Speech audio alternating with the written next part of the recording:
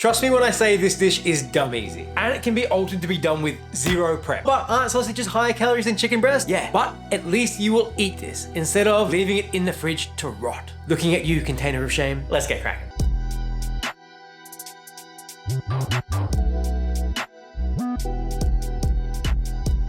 Fill a large pot with water and season it heavily. About 4 heaped teaspoons of salt should do it. Bring to a boil over high heat. This is just a time-saving technique that will mean the water's ready to go when we are. So we're not standing around watching water boil. The prep on this one is as simple as fine dicing a medium onion and slicing 4 cloves of garlic thinly. And yeah, you can absolutely use a garlic press if it makes you happy. And if that was too much work, as I said, this recipe can be altered to be done with zero prep. All you're gonna do is swap out the fresh onion and garlic for 1 teaspoon of garlic powder and half a teaspoon of onion powder. I guarantee you it'll still be fantastic. Let's talk sausage. So for this recipe, you can pretty much use any sausage you like. I personally like to use a hot Italian, but I've even tried this recipe with those cheap, nasty sausages from the supermarket that you're not really sure what's in them, and it still turns out pretty well. This is a pretty forgiving recipe, so feel free to explore any sausage you like. From here, slice the skin off 4 thick boy sausages, which is about 450 grams, and peel it back. Look, there's no scenario here where I can make this not look like what it looks like. Just get your mind out of the gutter, Sharon.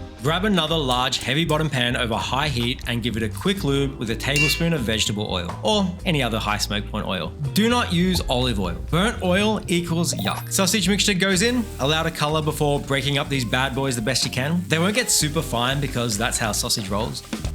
But this looks good. Leave alone for a couple of minutes and then stir. Repeat this until nice and browned all over. Now, sausage comes out of the pan with a solid spoon and place in a bowl. The beauty of using the sausages over the mince is that the mince always comes out wet. When you put it in the pan, it doesn't actually fry, it steams, which is yuck. But with the sausage, because they come cased in these little condoms, as soon as they hit the pan, they're gonna start sizzling, frying, turning, yummy. Turn heat down to low and add the onion and sliced garlic with a teaspoon of salt. Salting the veggies at this stage will allow their flavor to shine in the end dish. They should be translucent, meaning an end onion that is sweet and soft. I don't like crunchy vegetables in my pasta sauce. This ain't a stir fry, mate. If your fond starts to get a bit dark at the bottom, then you can add a splash of water, 2 tablespoons or so, and scrape it off with a touch of elbow grease. And then just cook until the water has evaporated completely. Add in 1 teaspoon dried oregano and 1 teaspoon chili flakes. If you're using a garlic press, then add the garlic here. If you're going the lazy, i.e. zero prep route, you just add in all the spices, onion, garlic, oregano, and chili to the sausage and cook for 30 seconds or until it's super fragrant. 1/4 cup of wine goes in. You can use white or red. I prefer white, but red is all I have. Deglaze the bottom of the pan by scraping off all the fond, the stuck bits. Fond is money, so get it all. Cook for a minute to get rid of the alcohol.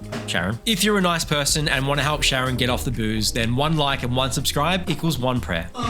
You've done it. Alcohol smell is no more. So 400 grams passata goes in with 200 grams of cold water and a bay leaf. Then 15 grams or about a tablespoon of grated parmesan reggiano, 4 sprigs of thyme and 1 sprig rosemary that I tied together with kitchen twine to make it easier to fish them out later. Now, just bring to a boil before reducing to low and simmering about 10 minutes. Make sure to stir the sauce occasionally to prevent anything sticking to the bottom of the pan and burning. Let's talk about pasta. So for this dish, because the sausage is going to be thick and chunky, I prefer a rigatoni. This thing is hearty and will perfectly hold your sausage in the hole. On top of that, it coats the sauce really nicely. If we have a thinner pasta like a spaghetti or an angel hair, then it just kind of slips off. If you don't want to use rigatoni, I'd recommend a penne, but ultimately, you do. Now add your rigatone babies to the pot and cook for a minute shy of the packet instructions. At the end, we're gonna add the cooked pasta to the sauce. If we cook it to the recommended time now, it will turn to mush later, which, yuck, obviously. This sauce is looking nice and thick. With 1 minute left to go on our timer, scooping out some of the starchy pasta water and adding it to the sauce. This starch will help the sauce thicken further and allow better coatage on the pasta. Repeat after me. Every bite will be sufficiently lube. No one's smiling, munching on naked pasta. Final steps. Remove your pasta. I'm using a spider, but you can drain if you like and add to the sauce. Continue to cook over low heat for about a minute, mixing constantly. Do these big movements to get the pasta and sauce homogeneous. I find that giving the pasta a toss makes for a better emulsification and coating, but this is a lot of pasta and it can be quite heavy. Don't hurt yourself. Taste for salt levels and add more if needed. This looks sick. To turn it into meal prep, just divide it amongst 5 containers, or